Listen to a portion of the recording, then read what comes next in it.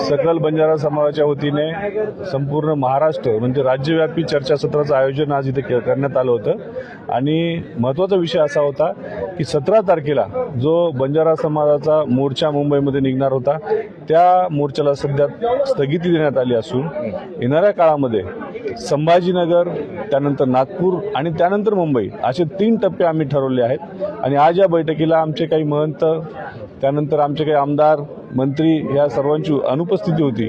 त्यानंतर त्यांच्यासोबत सर्वांसोबत चर्चा करून पुढील दिशा ही आम्ही पोरागडावरून ठरवणार आहोत असं मी तुम्हाला आजच्या निमित्तानं सांगतो। स्थगितीचं काय कारण आहे? स्थगितीचं कारण असं झालं की दिवाळीमध्ये बंजारा समाजात मागणे म्हणजे एक तो वार्षिक सण आहे, वर्षामधनं एकदाच येतो आणि तो बंजारा समाजामध्ये खूप मोठं महत्त्व आहे त्याला।